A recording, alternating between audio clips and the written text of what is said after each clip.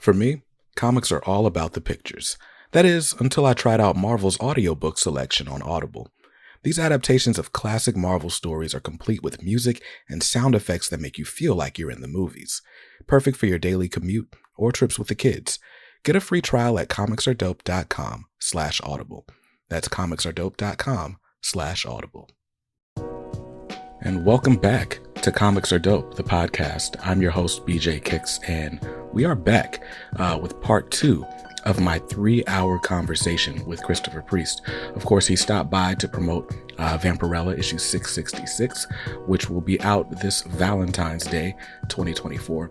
And in the first hour, just in case you missed it, you definitely need to go back and listen to it. But we talked a lot about Priest's early years, breaking into comics, what it meant to sort of break the color barrier in comics, his approach as an editor of comics, and some of his early career influences.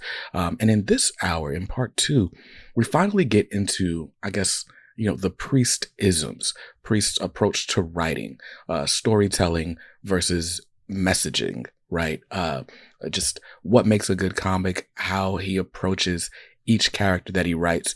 It was a fascinating conversation, but it starts with probably my favorite moment of the entire interview, which I'll go ahead and let you listen to right now.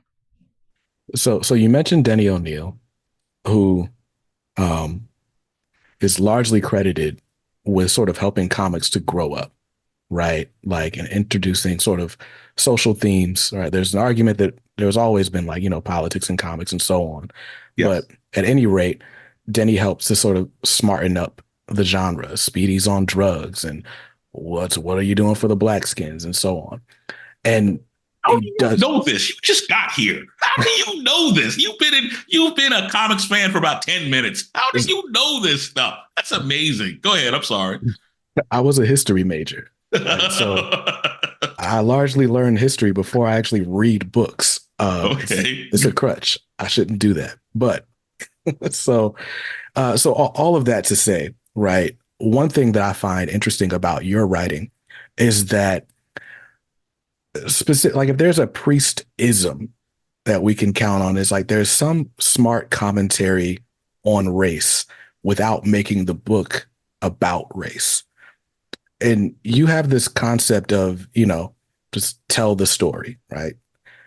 How are you deciding what to put in a book and when to make a statement and when to have fun? I think whatever best serves the story. Mm-hmm. I was talking to a colleague, a friend of mine who's actually another comic book writer, and he would say things like, well, that's my brand, mm-hmm. or, well, I wanted to make a statement about this or make a statement about that. And comics tend to be like this font of liberalism where people want to make statements about things. I'm never making a statement. In U.S. Agent, I think the statement that I was making was that today we have this terrible crisis of them and us. Mm-hmm. And there's a lot of discussion about them and us. And I don't know who they are, and I don't know who us is, mm-hmm. or why they are better than us, or why us is better than them, but I was taught as a pastor, or as a minister in training, to never use terms like them and us. Mm.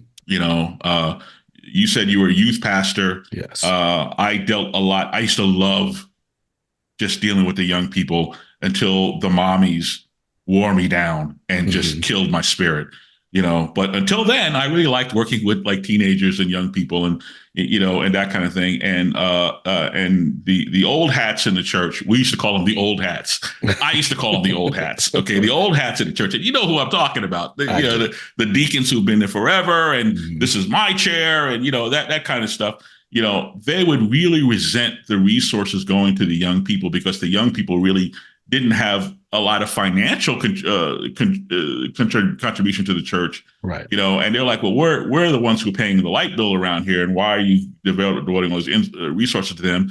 And then young people, they want to play young people music, So mm-hmm. I was a musician, and we're rocking Kirk Franklin, and then I'm writing a bunch of other stuff, and we have synthesizers, and I was playing the bass, and they're like, oh, you're so loud. Like I'm not loud, but bass has a lot of presence. So when you start playing bass, you're gonna feel that groove when you start playing the bass, and they don't want a groove. They don't. No, they want the Hammond organ. That kind of thing. So it's just it's one of those things where like you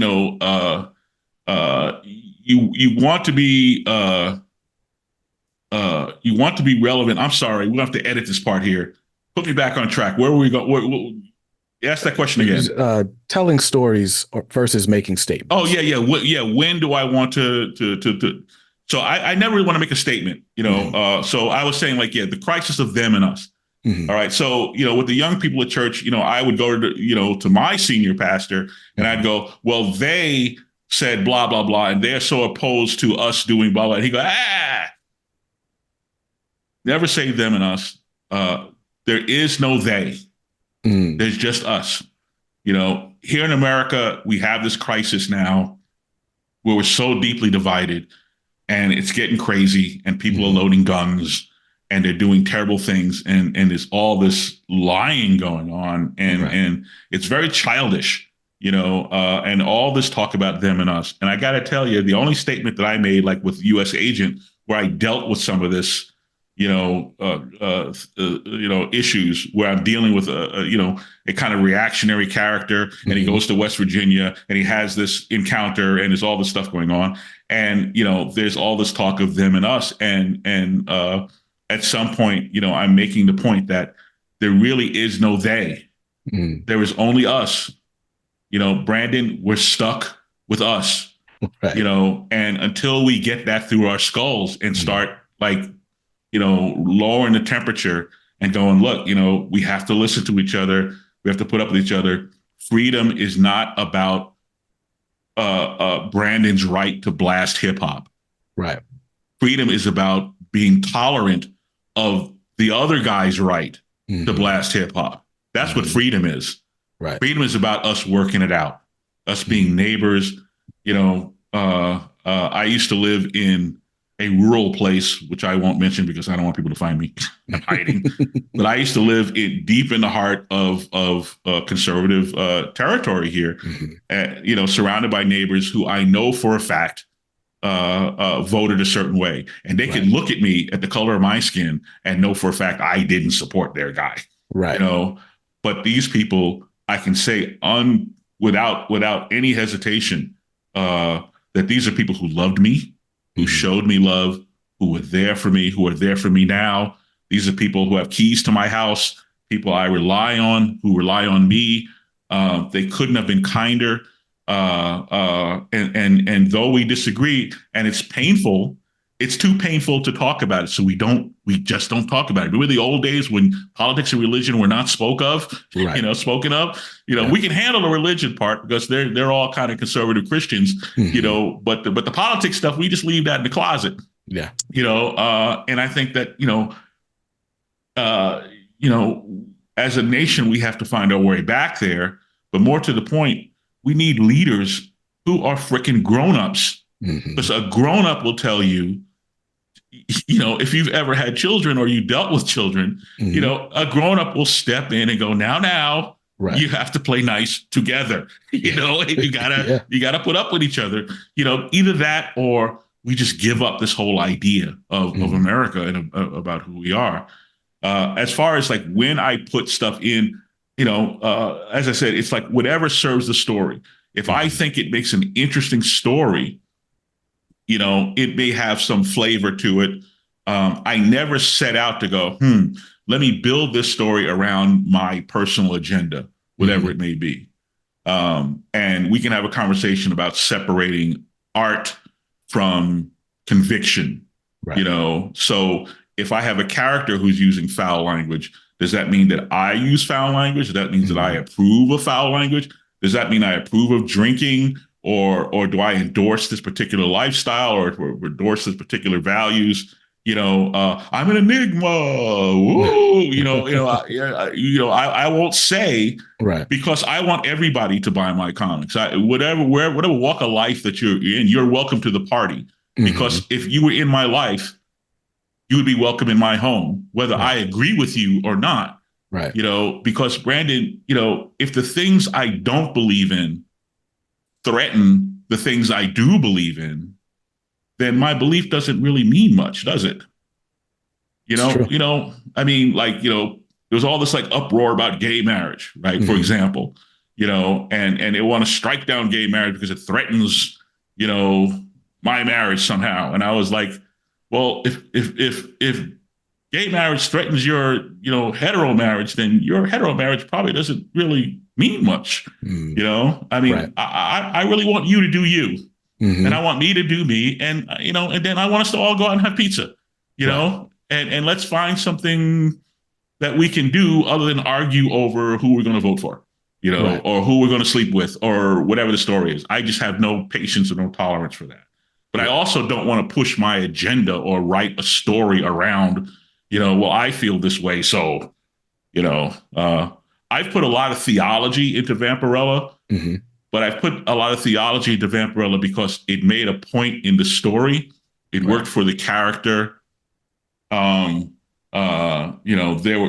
were, and it would just kind of like a lot of times we put nuns in a story and make them evil nuns who have stabbed people with knives, or we have like, priests who end up being like these terrible people, and I threw in this guy, Father Gutierrez, and Gutierrez, he's a character in the Vampirella book, and he's a straight up guy. And I based him on Edward James Olmos. And actually, I used to base him on the character he played, this guy, Lieutenant Castillo in Miami Vice, Gotcha. who was this soft-spoken. He played it. He was a real understated, amazing performance by Olmos. So Gutierrez, he wouldn't preach. He would not necessarily preach to Vampirella, but he would say things to get her to think. And then like in Superman. I don't know how I got away with this in Superman, but in Superman, I had like Lex Luthor, Lois Lane turns to Lex Luthor to help her solve some problem. Big mistake because Lex Luthor is a complete jerk, but Lex Luthor was like, well, you got to have faith, Miss Lane. I personally have never really gotten into faith, but it's a great story. And he tells the story about these two guys walking down this road, Emmaus, right. the road to Emmaus, and this third guy shows up and they don't recognize him because you can't see his face. And we have these interstitial cutaways of like Superman pounding the crap out of Luthor, but you can never see Superman's face. You just, it's him because you can see his body, but you can't see his face. And you're wondering like, what did Jan Jurgens lose a pencil? Like, what's going on here? And then you realize it's all part of a whole, and then you get to the conclusion of the story where Lois like trumps him, and comes around to the plot. Spoiler alert, she solves whatever the problem is. And she says, oh, by the way, those two guys on the road, the reason why the guy didn't show him his face is that they didn't believe. And she looks at Luthor in the eye and goes, I believe, referring to believing in Superman. I believe, Luthor, and that's how she beats him at his own game. Now, is that me just like, writing the story around my Christian faith? Or is it me going, well, here's an opportunity for me to like, kind of West Wing this stuff out. Like the West Wing, Aaron Sorkin would always not just entertain us, but he would try to educate us. He would throw in a little bit of this, a little bit of that. And I'd come away from that show just a tad bit smarter than when I went in. And if I find one reader who goes and reads that Bible story about the two guys on the road to Emmaus, then my work is done here. But that wasn't the goal of the story, but it served the story. So I think it felt right to put that in, if that makes any sense. No, absolutely. And so I went, in my research for this episode, I went and read Power Man and Iron Fist. I think it's 123, right? Where there's this big bad mutated dude just running around like basically targeting black people. And like he won't kill white people, like even to the point where the cop comes and saves the black guy and leaves the white guy sitting on the curb. Like, now you're safe. You're good. Wow, I forgot that story. Keep going. Yeah. So Luke Cage, right? This whole thing is right. Like there's a race riot bubbling up, right? Because the guy, he gets caught, but they kind of transfer him into a military facility. There's questions about jurisdiction and all this. And basically Luke Cage is sort of fighting internally against this public sentiment that he's a sellout somehow, because he's not going and, sticking it to this guy. And, so we go through, he kind of, Luke Cage, Falcon, and then vampire looking dude all go and, they kidnap the dude from the military place, right? And they're like, going to deliver their brand of justice. Luke Cage takes it way too far, beats the dude until he's like not mutant anymore. And spoiler alert, the dude was black the whole time. And my favorite part of that issue is the last page where Luke Cage, Falcon, and vampire looking dude are sitting on the couch watching TV and just watching how everything just goes back to normal. What passes for normal anyway. Yeah. Right. Like, oh, well, instead of just there being like, this deranged guy, oh, he was just a misunderstood military man or whatever. And then it's like, oh, well, the black people aren't upset anymore because the guy was black. Yeah. And, life moves on. But I think my favorite part of that last page is everyone's faces. Everyone is just like, this again. And there's no statement, there's no like scrolling credits like, well, they went on to do better about race. It was just that's what happened, in the slums that day. And I think you do a great job of this in everything that I've read from you, right? Like you present things as they are, right? They cause you to think like, okay, this was funny. Should it have been funny? Am I bad for laughing at this or whatever? Yeah. But you don't draw a conclusion. You just present it as it is and you kind of move on. And what you take from it is what you take from it. And that's just something I've enjoyed from getting to know your writing over the last few years. Well, a lot of that is Denny. So you had Denny, and then the next evolution of Denny was Frank Miller, who began as kind of a student of Denny's. And then kind of, I don't want to say eclipsed Denny, but maybe succeeded Denny. But I'm of that sort of realism school. So you got two different schools. You've got like the CW shows, right? And then you have Netflix Daredevil. And I'm more Netflix Daredevil than I am, Legends of Tomorrow. And I'm not mocking Legends of Tomorrow or Black Lightning or any other stuff. I'm just saying, that's not the stuff that I love. That's more escapist fare, So you had Zack Snyder's Justice League, this 4-hour film. And maybe you loved it, maybe you hated it. It's not perfect. It's got its flaws, whatever the story is, but, you had Zack Snyder taking a very sober look at this whole idea of superheroism and the whole genre.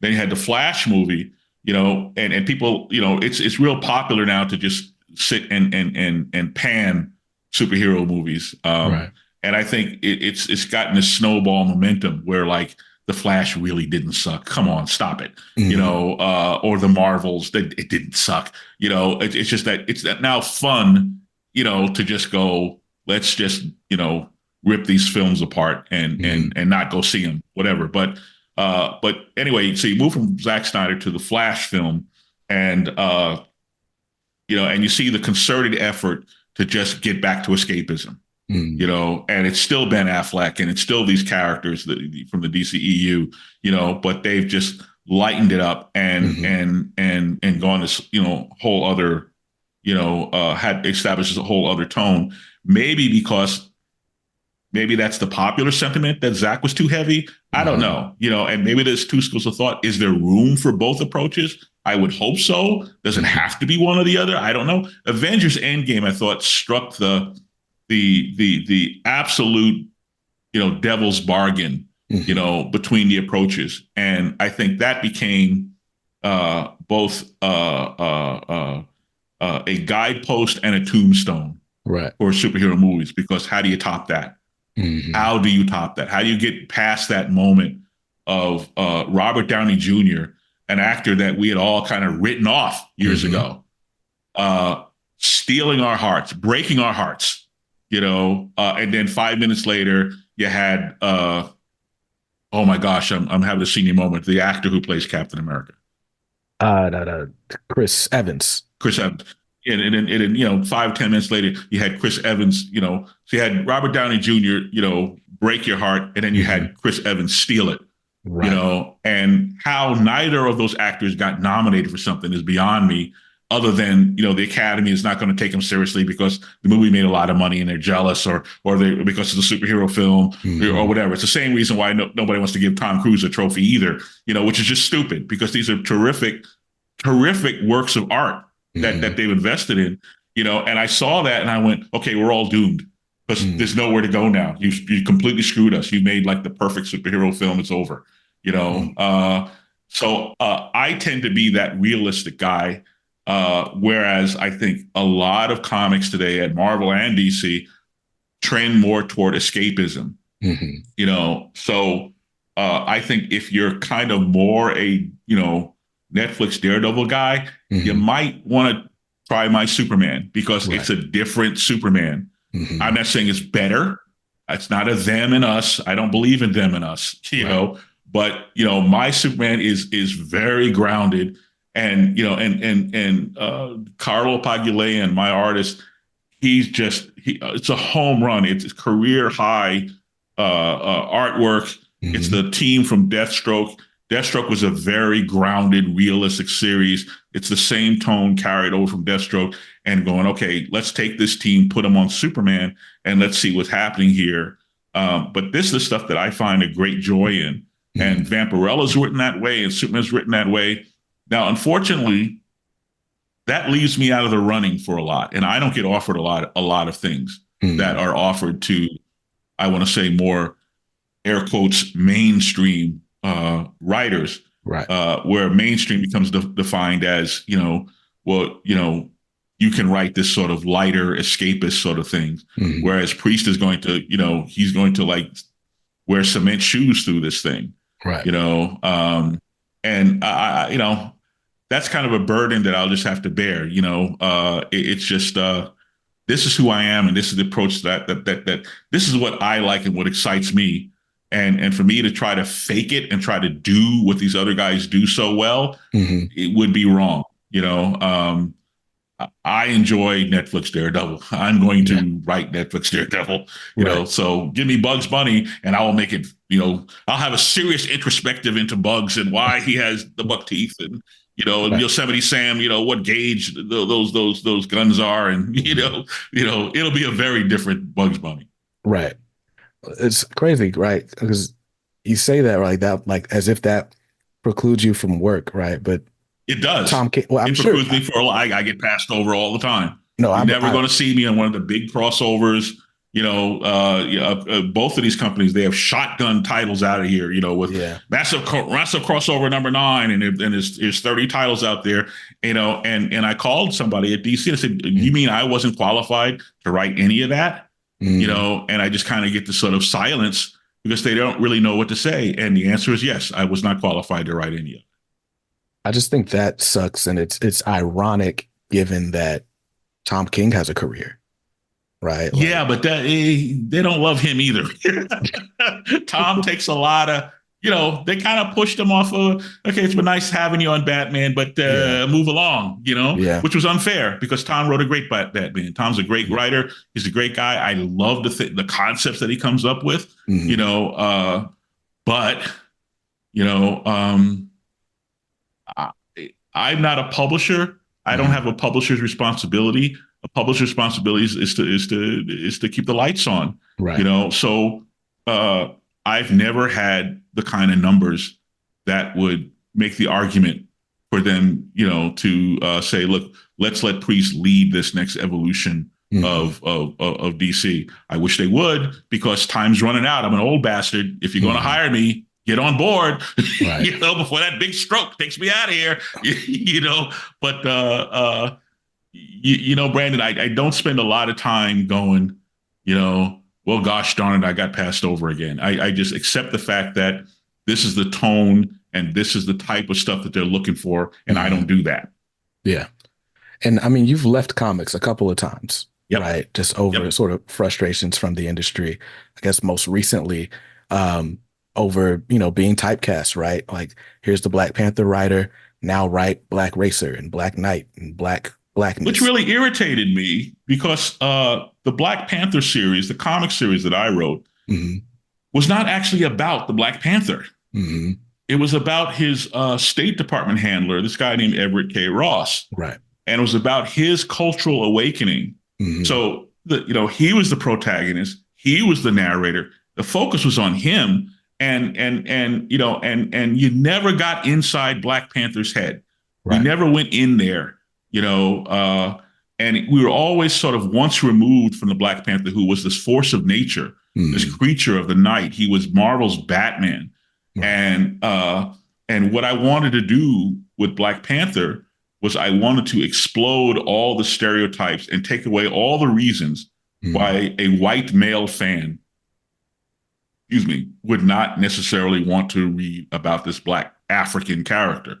So I put right at the center of the story, I put the average Marvel fan at the center of the story in the persona of Everett K. Ross. And I had him say incredibly racist things, like he goes to New Lots, Brooklyn, and he's thinking, I was told there would be singing, because he's looking around and he's scared. He thought that, that there'd be like, black guys huddled around a garbage can singing in perfect harmony, right. With the fire warming themselves on the fire while they're singing this, they break out in this like Boys to Men harmony, So, and he's like, I was lied to, and it's like he would, and he thought that, well, how hard can this be? This guy's coming over from Africa. I put him up at the Waldorf. He orders up some ribs, and and that's the end of that, right? And he would say these things, and for a long time, Marvel would not reprint that series, because they considered it like inflammatory and racist, right? And it kind of was, and I think. It to a certain degree, it's kind of sad that we can't go there anymore. That a lot of things that, say, the late Matthew Perry might have said on Friends in the 90s would be totally unacceptable today. Right. Coming out of his mouth or whatever. But that was kind of, so anyway, my focus was on this, the star of Black Panther was this white guy. Right. And then to my horror, I discover that all of a sudden I'm no longer a writer. I'm no longer the writer of Green Lantern or Batman or any of these other characters here. Now I'm a Black writer rather than a writer who happens to be Black. And now I'm no longer eligible for anything. And I'm constantly being offered Black Goliath, and I was offered Cyborg, and I'm offered all these other things. And at the time I was pastoring a church, and I was pastoring 2 churches. And at the time I just went, you know what? Thank you. And hasta la vista, ironically today, because of digital on-demand printing, because of Kickstarters, because of basically the internet, because of the digital age, a lot of that has eroded the stature of Marvel and DC to the point where, people either breaking into the business or people who have established themselves in the business, can go on and say, look, like Scott Snyder, I'm going to launch my own thing. I'm going to do my own thing, that kind of thing. So you're no longer held hostage to the 2 companies. But if you want to play with the toys, and this is a conversation I had recently, I said, look, I'm only here because I want to play with the toys. If I can't play with the toys, if you're just going to keep giving me Mr. Potato Head, and I'm never going to get a shot at, Batman or the Flash or whoever, then there's no point in me being here, because I get paid the same amount of money whether I'm writing Spud Boy or whether I'm writing, Spider-Man, and if I'm too old or if I can't cut it anymore, I'm a big boy, and somebody should just say that, instead of whatever this is, but I think it's really more just a matter of tone. And when I go and get a stack of comics and I flip through this stack of comics, I go, oh, I get it. They kind of like this sort of thing, whereas I do this kind of thing. And Tom King does this other kind of thing, and other writers who do this other kind of thing. So, there are people who just do what I think they're more comfortable selling, or it's easier for them to sell, or whatever the demands of the publisher are. I don't blame them. I'm not mad at them. It's just this just is the reality of the situation. You know, the Superman gig happened quite by accident. I was working on something else. I was working on this Justice League thing that never happened, which is a whole nother story. And I was getting off the phone with the editor, who doesn't work there anymore, by the way, Jamie Rich. I was on the phone with Jamie, and I said, before I let you go, here's a free idea for your Superman guys. You know, you should pitch this to your Superman guys. It's like, you know, Superman, you know, he goes out for a pack of cigarettes and he comes back, you know, like an hour later. And Lois goes, hey, that was a quick trip. And he goes, quick. I've been going for 20 years, you know? Right. And the story is not about, you know, like Superman Lost is not about Superman being lost in space. Right. And if readers have not bought it because they assume, that happens a lot, where readers assume they know what the story's about when they really don't. And they think, well, he just spent a year on War World. Do we really want to go there again and have this whole space odyssey thing? The book is not about him being lost in space. The book, he's back home by page 10 or whatever it is, you know? Right. The book is about, he comes back and he can't fit back in his life anymore because nothing, he's been gone 20 years. Clark Kent goes back to work and he can't remember what he used to do here. Right. And everybody at the job, Perry and Jimmy, and they're all ghosts to him. These are dead people to him, you know, and the story is about how Lois gets her guy back. Right. You know, that's what the story is about. You know, so I pitched this idea to Jamie, getting off the phone, blah, blah, blah. Here you go. Free idea. Pitch that to you, Superman. You guys should do something like that. That would be great. You know, and Jamie goes, well, that sounds like something you ought to write. You know, and I went, huh. And he says, well, why don't you write it? And I went, well, it never occurred to me to pitch it. And he goes, well, why not? You know, and I wanted to say, because you don't let Black people write Superman. You never have before. Yeah. You know, I've been around for 45 years. No one's ever asked me to write Superman before. You know, so Jamie actually got the ball rolling on this thing. You know, and then he moved on to another company, and Brittany Holzer, who was my assistant editor on Deathstroke, who is familiar with working with me and with the team. She brought the whole team over. She coordinated the whole thing. She got, you know, amazing work out of everybody, and it was a great book, you know, and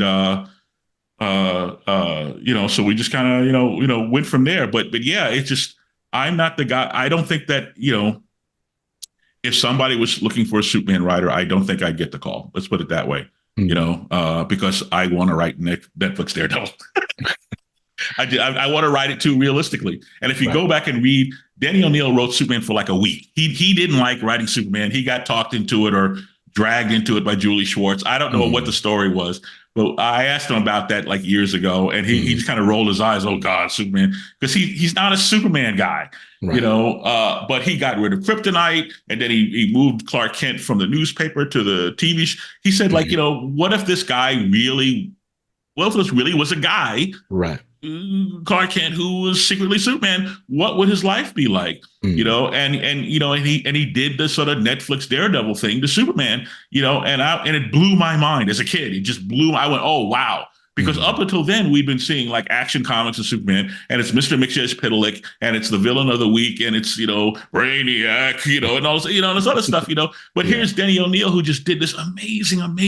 He just grounded it in so much realism, and I loved it. I loved every page of it, you know. So yeah, you give me the keys to Superman, you know, and watch me dance, you know. But I don't see that happening, because I don't think. You know, it's not even that they don't want to publish it. I don't know that they can sell it. You know, I think it's just a matter of what are the, you know, why did they you know, put Zack Snyder on a bus? I don't know. You know, there's reasons for that. I'm not as dark as my work is not as dark as Zack Snyder, which I really don't think it's all that dark. But anyway, it's not as dark as Zack Snyder, but it's more Zack Snyder than it is, you know, Legends of Tomorrow. So I don't know, but I try not to just sit here and go, ooh, I get passed over. I try not to do stuff like that, because that gets you nowhere. Yeah. So Superman Lost is awesome. As we're recording this, a series just wrapped this week. Issue 10 just shipped. And it's got my favorite Superman page I've seen in at least the last year. That page where he's like dismantling the tank, like, I just love that page. It looks amazing. which was kind of thrown in there as an afterthought, by the way. And we had a guest artist, this guy Jose Luis, come in because of course the calendar was killing us, and we had to get some help for Carlo, and this work came in, and it was just amazing, you know. And he's a Jose Luis. He's a young guy who he hasn't yet had his big break. His you know, where you get seated on a series and you get to do 20, 25 issues and really build something, you know, cement something in there. You know, like a million years ago, Michael Golden, you know, they brought him in, they gave him a series called Micronauts. And he did like 6 issues of Micronauts, and that really kind of went boom. Michael Golden has arrived. You know, Joe Quesada did this series called The Ray. They did this series called Azrael. You know, like every writer or artist, whatever, will have some marquee thing that kind of, all right, now we know who this person is. Yeah. So Jose is a guy to keep an eye on. I think, you know, we're going to see more and more great stuff from him. And you know, hopefully he will get his chance. He will get his spot somewhere where he can just do, like, you know, a set of something and really show what the guy can do. And his pencils, I think, look even better than his inks. I mean, his pencils look amazing. And I think we had some issues finding the right look for him in the finished art. Gotcha. So there was a couple of different inkers that are inking in this issue. And we got to see, like, you know, just a bunch of different approaches to inking this guy, but his pencils are unbelievable. They're really good. Speaking of cementing yourself as a comics professional, what is being buried in cement as a comics professional? Go ahead. What does Willie Schubert mean to you? Willie is my voice. You know, Michael Jackson, rest his soul. You know, he certainly he met Quincy Jones, but at some point he met this guy named Bruce Sweden, a sweaty, and I've heard it pronounced many different ways. Right. The late engineer. Yes. And an engineer, the ears on an engineer. I have been a music producer. I would come short of describing myself as an engineer. I've engineered my own sessions because I had to, right. You know, but I would not call myself an engineer. But the most important thing for an engineer is the pair of ears. Yes. And Bruce Swedian kind of developed the Michael Jackson sound. And the way he did that was he had these this was back before computers, you know, so he had these giant multi-track machines that had 2-inch tape, these big giant Scully machines or a Sony machine or whatever, you know, and then he took 2 of them and he linked them together with this piece of code, and we would call it SMPTE code or whatever, that would like lock the 2 machines up. Right. So instead of running 24 tracks, now you're running 48 tracks, you know. Well, on Thriller, they were running like 100 tracks. It was crazy. Yeah, and you had to keep these things perfectly locked up or it would be a mess. When you're trying to mix it down, you know, that kind of thing. So a lot of what you hear or what we have come to know from Michael, you know, is that Bruce Swedian sound, you know. And for me, in comics, you know, Willie Schubert, who I met when I was an editor at DC in the 90s, and he was working for me on the Question Quarterly and I think some other things. And became a really good friend. I used to actually live in the same town with Willie and his wife. You know, I describe Willie as my voice because we've been working together so long and doing this so for so many years that I really know what I'm getting from him. And then we developed this sort of, actually it's on him. He developed, you know, but at some point we developed this kind of approach that reminds you of a letterer named John Workman. John Workman used to letter Thor for Walt Simonson and some other projects and stuff like that. And he started using open borders and sort of more rounded balloons and so forth. So if you look at my comics, the word balloons in the comics are usually round, almost perfectly round, and with open borders and so forth. It has a really clean look to it. And that's all Willie. And Unfortunately, he's semi-retired now. Mm. So he will be lettering my Vampirella book, at least for, I think, 5 or 6 issues. Okay. But beyond that, I'm not sure because he's busy traveling around visiting the Grand Tetons or whatever he's Mm. doing. But yeah, he's a good pal, and I describe him as my voice. He's to me what Bruce Sweetian was to Michael Jackson. He kind of defines, the sound of Priest comics. Yeah, it's like just I guess reading so many of your books back to back, it just dawned on me like maybe 3 issues ago. I'm like, oh snap, all of these look the same. Oh, it's the same guy on all of Yeah, them. yeah. That's Now, that's when I work for Marvel, Marvel has contracts with mm, some big lettering houses. mm, So uh, we've tried to get Willie in there, mm, but unfortunately, that has not happened. And now that he's really cut back, I don't know that he's interested in it mm. happening. So, you know. Got you. Um, and so speaking of Willie, I guess it's the best time to transition into, right? The blackout storytelling style that you use, right? The, The title uh, cards the is what title you're talking cards. about. Yeah. Exactly. Where did that come from and how did it become a mainstay? Well, that came from Quantum and Woody, a book Mm, that I developed for Acclaim Comics. And mm, Acclaim was kind of one of the various iterations of Valiant mm, Comics. And Finley Cieza called me and asked me to develop a buddy superhero book mm, similar to Power Man and Iron Fist. So I developed that for Acclaim with my partner Doc Bright, who was the artist on Power Man and Iron Fist. So well, you might as well get the whole team. right. So we went over there to Valiant and to Acclaim, excuse me, and created Quantum and Woody. Mm, Um, and I really want to say that began kind of out of panic, mm, where I was like, okay, we're doing this first issue.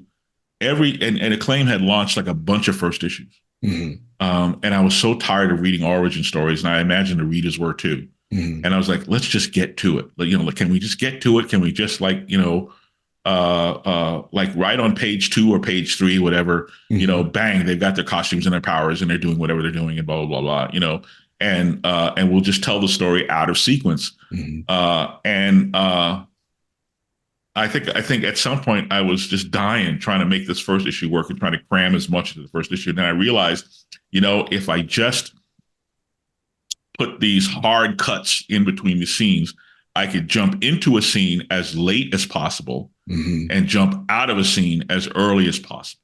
mm, And this is how it would work with like the sitcom Frasier, where they right. could cram in so much story Mm, because they get into the scene late and they bail on the scene as soon as they can, as mm, soon as they possibly can get out. Boom, they're gone, and they use these title cards, and you had a little funny title that would go in mm, there that would be entertaining and so forth. So when I started on Black Panther, I turned in the first issue of Black Panther for Marvel Knights for Joe Quesada and Jimmy Palmiotti and Nancy Dakazian, mm, and they rejected it. mm, The first issue that I wrote it in a very Don McGregor style because Don right. was like my hero, because Mm, Don was like, he's the man for Black right. Panther, right? So, my first issue of Black Panther was like, stalking through the night, the jungle cat, creeps out of the mist and blah, blah, blah, right? So I'm writing a very typical Black Panther, Uh, and Joe, Jimmy, they got me on a conference call. I was like, what the hell are you doing? mm, What do you mean? He goes, no, we want that what you did in Quantum Woody, what that crazy, out of sequence, really? He goes, yeah, no, you want, and I think that, you know, uh, what I really wanted to bring to the party in mm, terms of Black Panther, well, one of the many things I wanted to bring to the party, I warned them about this when they hired me, mm, is that, by the way, it's going to be funny. mm, I mean, it's going to be serious. It's going to have a serious tone to it, but there's going to be like lots of humor in it. Because I right. never understood why Black Panther was just so. It was like reading a textbook. It was just so humorless. Yeah. It was kind of like okay. It's like Mm, Tarzan comics. Why are Tarzan comics so boring? Right. Let me write Tarzan. I'll fix Tarzan too. So the cutaways and the title cards that gave us a chance to kind of inject some of that humor into it. And Mm-hmm. by the way, just my little 2 cents to the next generation of Black Panther writers is that I'm not sure why, but after I left, they went right back to making Black Panther like not they kind of took the humor out of it, Yeah. and I was like, well, watch the movie. At least Ryan Coogler got it right. He went, you know what? Yes. There's no reason why this has to be, so serious as Right. the Joker might say, you know. So I would just, my wish to the future generation of Black Panther writers is put some comic relief in there. Right.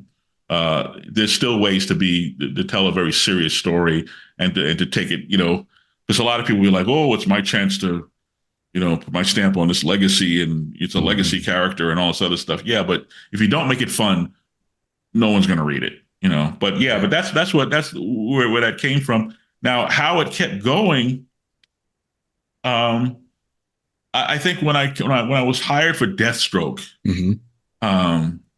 I hadn't written comics in almost a decade, Right. and I wanted to say I'm back, Mm-hmm. So I wanted to like just pin the badge on it that just said, okay, it's Priest and Priest is back, Mm-hmm. So I said, well, let me exercise that in Deathstroke.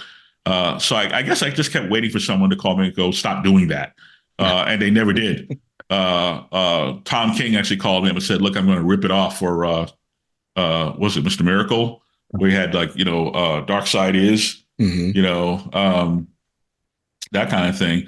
And I was like, I laughed. I was like, I don't own that, please, by all means, And then for a series called Entropy, which is published by Heavy Heavy Metal, metal. I went ahead and ripped off Tom King, and I had like Keiko is in these little black boxes there every now and then. Now, who's Keiko? It's a whole story. We won't chase that rabbit, but it's a character from Heavy Metal, But I did that as a nod to Tom King, who did it as kind of a nod to Jack Kirby, that kind of thing. But it's all sort of like a fraternity. Tom has been incredibly kind to me, and I love him a lot. He's a tremendous writer, but he's also like this incredible guy, and so we just kind of anyway. So yeah, it just kind of stuck around, and I enjoy doing it. And like I said, it's just now it's just become kind of a trademark because I could probably take it out or not do it. But then it's like now the transitions will take longer to do because I can't cut them quite as close. Right. Or now my comics start to read like everybody else's comics, where they have like the location box, Metropolis, 8 o'clock, that kind of thing. Yeah. And there's a lot of sameism, going there. So at least when you read one of my comics, I wrote it, I guess. For sure. I'm just looking at the time. How much time do we have? Don't matter to me. I got nothing to do. Okay, cool. So you're the one that's got to chop this up and make some sense out of it. That's true. I do have to do that. Take your time. But so that's really cool. For what it's worth, right? I feel the nonlinear storytelling, it kind of forces a reread, right? Like you feel like once the story finally comes together, no matter how long it takes, then it's like, oh snap, that's really cool. Did I miss something? Let's read it again. Right. So Superman Lost was the first time I read one of your books month to month. Well, no, it wasn't. First was Black Adam. I followed Black Adam up until issue 6. And then it was like, up next, Dark Crisis. And I was like, wait, what? and and I was like, all right, I'm gonna keep buying these, but I'm gonna read them when they're all collected. Okay. And but no, it really does, like it's fun to read month to month. I love the suspense, right? Like It's not just, okay, we're gonna beat cliffhanger ending, right? It's like there's a cliffhanger on this page and a cliffhanger on that page. And so I love the way it all comes together. I also try to build up toward page turns mm, and go, all right, I will use the page turn for either a time skip or for a reveal or something. But I just recognize the fact that there's a left-hand page and there's a right-hand page. So I will kind of like, and then a lot of times I will have pages that are pretty copy heavy, yakety yak, yakety yak, yakety yak, yakety yak, lots of panels, blah, blah, blah. And whenever that happens, just understand that's a drum roll. That's because when you turn the page, there will be some sort of payoff to all that yakking. And usually there'll be silence or there'll just be a big moment or whatever the story is, that kind of thing. Just briefly about Black Adam. So I gave first of all, I didn't know Black Adam was a limited series. In all our conversations, that little detail was not, because I was laying out all this, I was making all this paella. I was making all this pasta, a big meal. And I was laying the groundwork for year two, where in year two, we really were going to tell the story of this young sidekick, and the battle, the contest for his soul, right. Because here's a good young man, and it's a metaphor for young Black men in our society, where they're facing these certain challenges, and they could go this way or they could go that way, and you give them this enormous power, and it's like, how do you want to shape this person? So and Black Adam issue 1 is a perfect example of what I was talking about earlier, where I worked with the editor, we developed the character, we developed the issue, the editor signed off on it, everybody loved it. It went up the chain of command at DC. At DC loved it. It was not a problem with DC. And then it goes up to the lawyer and standard practices, and it comes back and it looks like it's got measles, and they want to cut all of Malik's. Malik is Bolt, is Black Adam's sidekick. So Malik is based on Chris Rock. I might as well say so. It was based on Chris Rock. So if you go back and read Black Adam #1, and then hear Chris's voice coming out of that character's mouth, where he's like, he's like this intern at this hospital, right? And Black Adam walks in his civilian garb. He walks in as Theo, in his human garb, And Malik has no idea who this guy is, and he's like, "Well, you got to wait outside." And he's like, "Well, I didn't talk to you now." It's like, doesn't matter, He's like, and Theo's like, "Yes, but I am the Shah of Kahndaq. I am the ruler of blah blah blah." And he's like, "Doesn't matter, Prince, Michael Jackson, all got to wait outside, that kind of thing, And I'm getting these notes back where like you can't say Prince and Michael Jackson. I go, why would those estates sue us just for mentioning the guy's name? It's insane. But they're just, Prince is Warner Brothers, So we would get these kind of what I would call dumb. I don't want to start a dumpster fire, but they get these notes that just seemed insane. And the poor editor, he'd have to call me and go, "He really can't say that," because this guy Malik was just hilarious, and I think he ends up getting arrested for some reason, and the cop was like, "Well, so they call you doctor over there, they just call you Malik," and he goes, "They call me Mr. Tibbs," and he couldn't say Mr. Tibbs. I had to misspell it, and I'm like, "Are you kidding me?" Because they're terrified of getting sued over the line. Right. And I'm going, so this is the world that we live in now, this very strange world. So the reason why I had the Dark Crisis stuff in there is that that's what was going on at the time. Yeah. And I thought we were doing an ongoing series that would eventually have to merge into DC continuity. Gotcha. So that's what that was. It was kind of our on-ramp onto the freeway. And I wanted to reprint a few pages from Justice League 75 to show this is what, because people going, where is Black Adam? And then we cut to the actual pages from Justice League to show where Black Adam was, right? And everybody signed off on that, and we got it all together, blah blah blah. And then at the very last minute, we get the notes back, and now this time it's not from standards and practices; it's from bookkeeping, because they're going, you can't reprint those pages. And they call the editor and go, you can't reprint those pages. And now it's a whole thing, because the bookkeeping, well, you got to carry the one and you got to do the integer, how are we going to account for it? And I'm like, are you kidding me? It's $3. I'll pay the guy. How much is it? Right. Welcome to comics. What can I tell you? Yeah. Wow. So speaking of Bolt, or White Adam, or whatever we want to call him, right? No, it's Bolt. No, White Adam was a joke. It's like, can you imagine calling Chris Rock White Adam? And he goes, What did you call me? No, it's Bolt. Go ahead. It's Sorry. Bolt. No, yeah. So speaking of Bolt, right? And Chris would make a hilarious superhero. If Chris Rock, if anybody knows Chris Rock, just tell him I'm a huge fan. He would be hilarious as Bolt. Hilarious. Go ahead. Absolutely.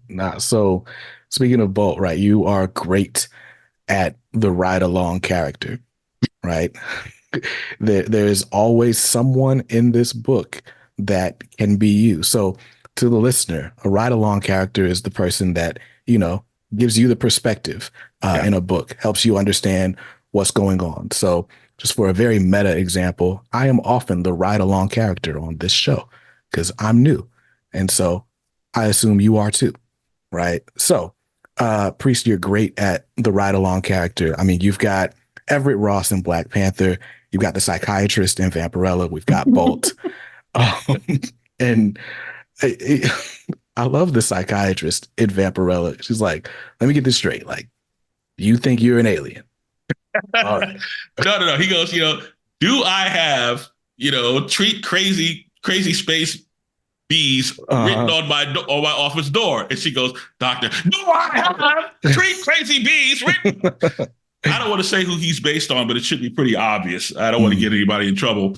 Going back to Bolt for a second, I think one of my favorite moments with Bolt is that, Bolt has met Theo. Theo is Black Adam powered down in his human. So, but he had never met Black Adam before. I mean, just to talk to Black Adam, right? When he's powered up. So I forget what issue it is. I think it's. Don't let me guess. It's I think it's 8 or 9, something like that. But anyway, so he's and it's a sequence drawn by Jose Luis, the guy that you like with the tank with Superman. So he's talking to Black Adam, and Black Adam goes, "Speak, ask me what you will." And he goes, "So you're Black Adam?" He goes, "I am." And he goes, "And you punch people, And Black Adam is like, I do much more than just punch people. I am, I have walked the crystal sands of Madagascar, and I have, routed armies, and I've done this and I've done that." And he goes, "How exactly did you do that?" Because it's like, one of my pet peeves is all the violence in comics, because I feel like writers are just lazy, and all they want to do. Once upon a time, I heard Chris Claremont say, the fights are BS. And I was shocked. I was like, what? Clutch the pearls. What are you talking about? Fights are like a staple of superhero comics. But He was right. And he was like, it's the least imaginative thing that we do. Is, and I know that at some point in every issue there needs to be action. And when the editor calls for action, 9 out of 10 times what the editor is talking about is violence. So Superman Lost, I wrote 10 issues of Superman where he doesn't throw a punch. I was determined that he was not going to throw a single punch, because I'm tired of it, because it's not just, that the violence is just kind of, gotten out of hand, but that just like with Larry in those pages, those G.I. Joe pages that were demonstrating how he could write this scene. He wrote the scene that introduced Snake Eyes. And Snake Eyes doesn't speak, and he has no thought balloons. And Larry expertly defined that character in a brief opening scene, introduced that character to the reader without any of those crutches. And it was just beautifully done. So I'm not saying Superman can never punch anybody. I'm just saying that my idea of Superman is that he uses his powers for good and for the betterment of mankind. and he uses powers in creative ways to solve problems. And somehow over the years, it's just become now every time I look at Superman, he's on the cover of the magazine going, punch, Hulk smash, Right. That's not Superman. Right.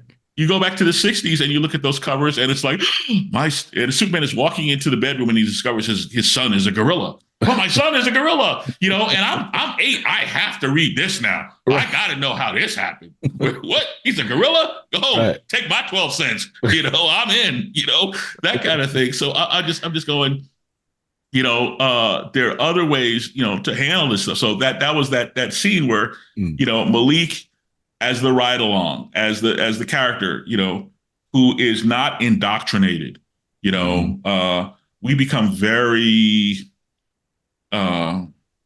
jaded from writing comics, from producing comics, and we're so used to it now. And a lot of times we write the world like the average person on the street in the DC universe is so accustomed to flying superheroes and so forth that, we've lost some of that, which is what would happen in real life if you saw a flying person, right. Or someone lift a truck over their head. There would be this awe, and we've lost that, and we've just kind of retreated into this, fisticuffs thing here. So I had just this Malik just be this observer where he's like, Malik doesn't read comics. Malik has never seen Black Adam before. Malik doesn't know everything there is to know about Black Adam, and Malik is just wondering, like, is that the main attribute of Black Adam, is that he goes around and he punches people? And that's apparently so, so there you go. Now, what I liked about Black Adam, and again, I had, I keep getting my poor editor into trouble. And I apologize so much. I think it was Paul Kaminsky. I just dragged him through the whirling knives over and over again. So I had this issue where Black Adam has murdered all these people in this neighboring country. So he's not well liked in the region. So we had this rogue pilot flying out of Jordan. It was Jordan, and then we stripped the plane to make it just generic Islamic country. Okay. And he's flying this plane and he's going to attack Kahndaq because his wife and kids were killed in Black Adam's attack. And Black Adam is all but pleading with him, please don't do this. Please don't make me have to stop you. And he's talking to the guy on the radio, on the headset, and he can't talk the guy out of it because that's the world that we live in here. Yeah. So Black Adam flies up and he destroys this fighter jet. And it's this powerfully emotional moment. It's the last pages drawn by my artist, oh my gosh, Rafa Sandoval. Gorgeous work, where he destroys his plane and he becomes consumed in the flames and he turns away from the camera. But there's this sort of obvious regret. And Black Adam realizes how utterly cursed he is. Yeah. Okay. And then 2 issues later, there's a passenger jet about to crash into downtown Tel Aviv. And Black Adam's flying overhead. He sees his plane ready to crash. And he does a Superman. He flies on the plane and he adds some lift and he keeps the plane from crashing into the city. Right. Okay. So now he's got a real problem on his hands because now there's a huge revolt going on in his own company, in his own country, because he destroyed the Islamic plane while he saved the Jewish plane. And that's where we were going with Black Adam. And I thought that we would have time to explore these kind of ideas. And all this stuff makes the publisher understandably very nervous, especially now, obviously, with the conflict that's going on. But this is the headlock. When you're writing a character, you always want to find a way to put that person into a no-win scenario. That's what Stan Lee taught us with Spider-Man, is that this guy can't win. He can stop Doc Ock from blowing up the Empire State Building, or he can race home and plug in Aunt May's iron lung, but he can't do both. Right. So you find that headlock to put the character in. And Black Adam, we just had a ton of fun and a lot more places to go with that character. And then I went, oh, it's somebody serious. It's over. Bye-bye. And I went, oh, okay. So oops. There you go. Jeez. So Man, you mentioned Dennis Cowan earlier. This Hang is on such one an second. I'm sorry. okay. Hang on one second. Sure. Sorry, I had to tell Alexa to turn the heat down because I'm starting to roast in here. No worries. No All worries right, at all. Dennis Cowan, go. Yeah, you mentioned Dennis Cowan earlier, who I have interviewed here and is a very cool guy. A very cool guy. So anyway, I'm Yeah, kind of Dennis is known. he's very thoughtful and he has a lot of self-deprecating humor and yeah. I can't really do him that well, but I love Dennis. We I am very grateful that at our advanced age we still bump into each other on the road quite a bit and we get to Mm, hang out a little bit. Go. I'm sorry. I'm finally going to New York Comic Con next year. I There hope you to run go. into him. That'll be fun. Well, he lives So, in California. I don't know if he's going to New York, so we'll find out. But he lives in Los Angeles. got you. Okay. Mm-hmm. So speaking of Dennis Cowan, you created this logo, and oh, this is the milestone logo. Got it. So, and you were a part of the group that ideated Milestone. You ultimately ended up serving as the editorial liaison. And my audience would think I had grown an extra head if I didn't ask you about your time at Milestone and I guess how fun it was. Oh, it was never fun. There was oh no, there was no fun to be Mm, had. For clarity, I was never part of Milestone. I was part of the group that later became Milestone. mm, We were called, and I think I came up with this. It was either me or Derek, but uh, one of us had lacked imagination. We were called Creative Partners Limited. mm, Uh, I don't know why we were limited or what we were limited to. I don't know where that came from, but it was a really bad idea. But Dennis and I believe Derek Dingle and wow, I'm having like crazy senior moments. So Dwayne uh, McDuffie, uh, and Michael Davis. Michael, yeah, and Michael. So I think Dennis and Derek kind of got this ball rolling, possibly Mm, with Michael. But I got a call from Dennis, inviting me to this idea. And when you're in this business, you hear a lot of ideas, mm, and not a lot of them go anywhere. But I was working at DC, and Paul Levitz had approached me a couple of times. We'd had like long discussions about developing something with a minority theme or a culturally diverse theme. So mm, when Dennis called me, I was aware that he had similar conversations with Levitz. So if Levitz was even mildly interested mm, in doing something, then that was a meeting that was worth attending. mm. So I think he invited a bunch of us, and he invited Mark Bright, and then Mark didn't show up. Mark ended up drawing Icon and Rocket, of course, but Right. he was invited to the partnership meeting, and he was like, "I'm not going to that." I was like, Mm, "Okay," you know. And we all met in Michael Davis's kitchen, mm, and we started pitching around ideas for the core characters and certain archetypes and so forth like that. And everybody pretty much brought something to the table. mm. Now it's worth noting that we all worked on all the characters. So it's kind Right. of like the Beatles. We all kind of, no matter who brought what to the table, Uh-huh. but we all, kind of, worked on things. Um, and then at some point, I think I named most of the characters. Like I Mm, named Static and mm, Hardware and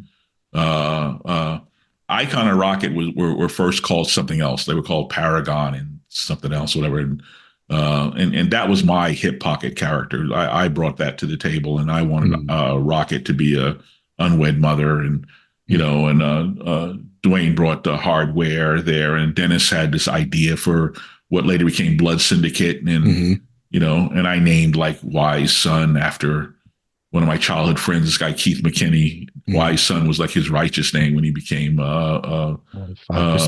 the 5%er. Yeah, uh, and a bunch of those characters in the in the syndicate. Uh, and then at some point, I think we were missing something, and we couldn't Mm, figure out what it was. It was like, well, something we're missing. I said, well, I know what we're missing. We're missing kind of like a Spider-Man archetype, like a kid character, like a young, character. And Dwayne goes, "Oh, I got something like that," and he starts pitching, and and the character that became Static, it just came like fully formed out of Dwayne's mouth. We didn't touch it. That was just, he just came, he just spit out this character, Right. and I said, "Oh, I got the perfect name. We have to call him Static," Right. because James Brown had this song out at the time, Static, don't start none, won't be none, and we all thought that was really great. We had a big laugh, and then we went out for pizza or whatever we did, that kind of thing. We worked 18 months on this thing. Paul Levitz at DC Comics, he was he wasn't the publisher. Jeanette was the publisher, but he was he the publisher? President? He was senior vice president. He might have been publisher. He might have been senior vice president and publisher, and Jeanette was president and something creative director, or however those titles worked. Paul ultimately had to sell it to Jeanette, so he was the gatekeeper. Gotcha. Jeanette could always be above the fray. Jeanette was like, "Oh, hello guys, how are you doing?" Hello. She was always very friendly, and she would like buy us expensive gifts. Like I would get like this gift from Jeanette, like this art book that like weighed a ton, and I must have cost her $100. And I'm going, wow. I loved Jeanette Kahn unconditionally. Oh my God, what a wonderful person this lady.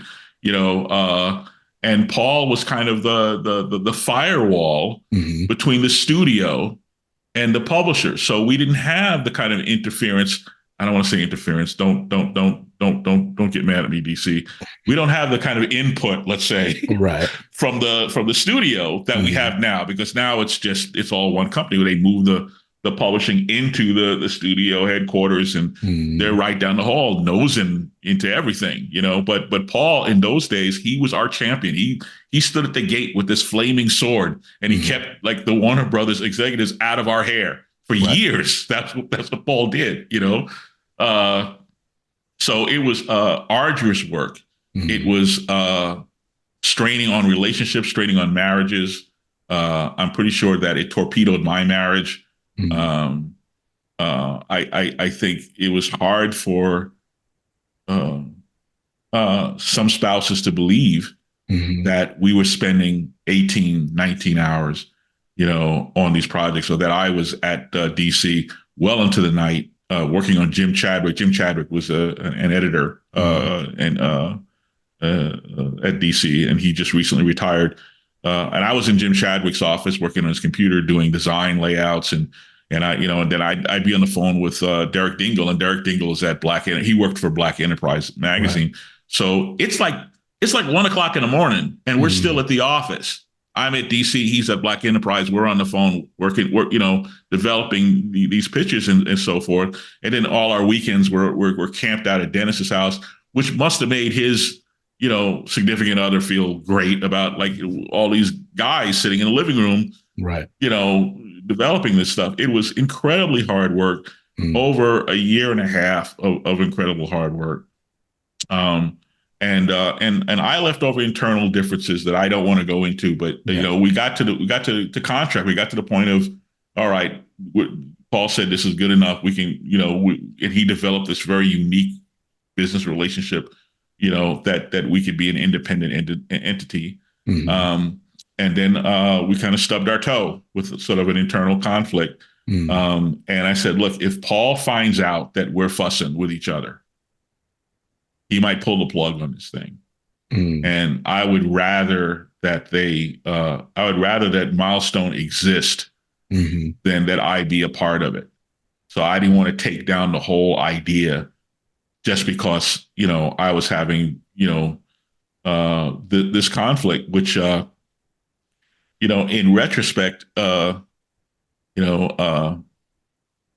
I don't want to say I was proven right, but I want to say in retrospect, I think, things could have gone much better on all sides. But however it worked out, they came back from a meeting with Paul. We had pitched it, all five of us. And then we had to, and I wrote the Bible, the original Milestone Bible. So I fleshed out a lot of the world. I created Dakota.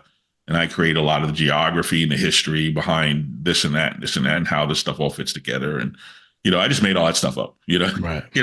And then once we got through the Looking Glass, Paul said, all right, let's do it, but you guys need a better name. I think it was Paul who said, you guys, need a better name. And I don't know who came up with Milestone. Somebody smarter than me, because I wasn't there. Somebody, Right. but so I heard from them after the fact, and they said, well, we're going to now call ourselves Milestone. And I went, well, you're going to need a logo, well, I didn't tell them that they're going to need a logo. I just said, well, I was going to reprint the pitch document and the Bible and take my name off of it. So I stayed up all night went to Kinko's, and I made these new presentations, added new stuff to the Bible or whatever we had added to the thing. And I said, well, we can't send it in like this. It needs to have a logo on it. So again, I went back to Jim Chadwick's office, and this was back in the 90s or the early 90s. And, I couldn't afford the kind of design software that DC had there. So I would have to go physically to the office to do this. So I was in Jim Chadwick's office, and I created that Milestone M as a temporary thing. And I thought they would just, this is just something for the meeting, and I put it on the document. I met them, and we all met at like this diner, which may or may not have been like the diner that they use for Seinfeld. If it wasn't the actual exterior of the Seinfeld diner, it was something that looks eerily like that. Wow. That was down the street from DC at the time.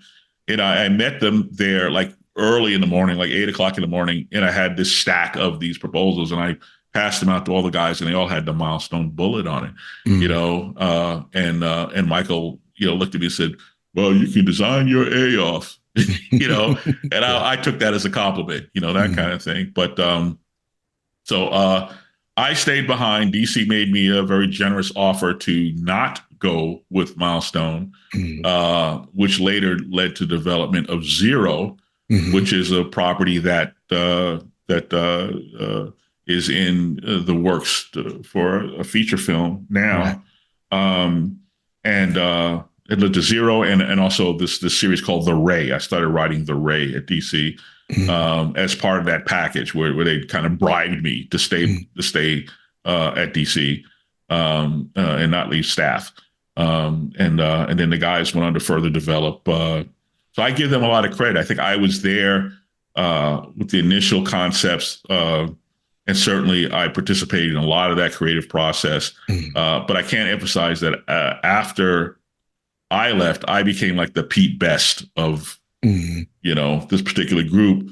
And Dwayne sort of, reluctantly took the position that I was in. I was supposed to be the editor-in-chief at Milestone. Dwayne took that job, really wasn't happy about it, and was mad at me about it for quite a while. But Dwayne led the major creative development work. They started taking it into really fleshing out everything and developing it from there. And so I give them all the credit for that. So at some point they were inducted into like the Comic Book Hall of Fame or something like that. And they invited me to go, and I really thought about it. And I wanted to go.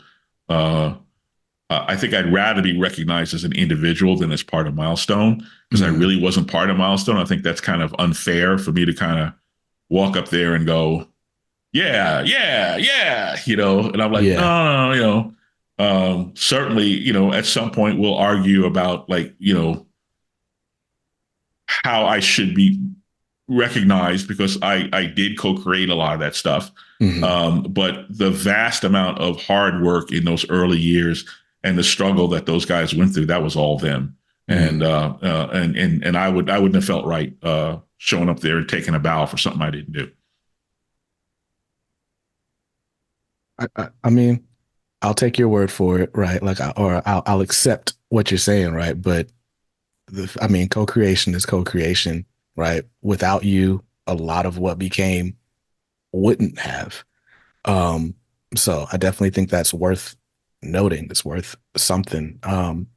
Especially, and maybe there'll be a time and place for that, and I'd be open to it. But I felt very awkward about the situation at the time. Got you. Um, Now, I mean, Milestone's back in print now. Yep. Do you have any interest in doing a series with them now? I think there's still kind of unresolved issues. Mm-hmm. Milestone's a different company now, and Yeah. and now my good friend Reginald Hudlin is kind of leading that charge along with Dennis. Mm-hmm. So these are all good things, and Yeah. I am probably, you know, I would say their biggest fan, but I'm certainly a huge fan Mm-hmm. of what they're doing. And you know, I'm happy to consult and talk to them, on occasion. But I think until certain issues are resolved, for me to actually be in the mix with them, then Mm-hmm. contracts have to be signed, and then it gets complicated because of Yeah. we still have not actually put out all those fires yet. Mm. Got you. Yeah. Yeah. I won't go too far over there, but so It's a little John Scully, Steve Jobs. There's a little of yeah. that going on. Yeah. Yeah. If Yeah. just to give you an idea. Go Yeah, ahead. no, and there's been a lot of that kind of just bubbling up as of Yeah. late, Yeah. which is unfortunate. I just, It's I hope business. just, yeah, yeah, But as I said to Dennis, and I'll say it publicly, what I said privately to him, I said, look, business is business, but you're my brother and I love you. And that's never going to change, mhm, so don't let any of the BS, cloud that. I mean, families fight. They yeah, do, yeah, but that doesn't mean we don't love each other. for sure, for sure. And that's where we'll leave it for hour two of my conversation with Priest. In hour three, we pick up firmly in the present. We talk about his creator-owned series Zero from back in the 90s that is now being developed for a major motion picture and what it's been like trying to get that from the page to the screen. And then, of course, we talk about Vampirella, why he decided to write it, what his approach to the character has been, and what you can expect from issue 666, which is out this February 14th. So definitely stay tuned for that. And I should remind you that if you don't want to wait, you can watch the full 3-hour interview on video on our YouTube channel. It's live for channel members right now. You can join for $1.99, which is basically like a tip jar. Or if you want to be like a producer on the channel, you can join for the price of $4.99 and get some really cool extras. And it really does help the Comics Are Dope efforts go a lot further. So I'd encourage you to check it out there. But until next time, stay safe, stay awesome, and read something dope today. Peace.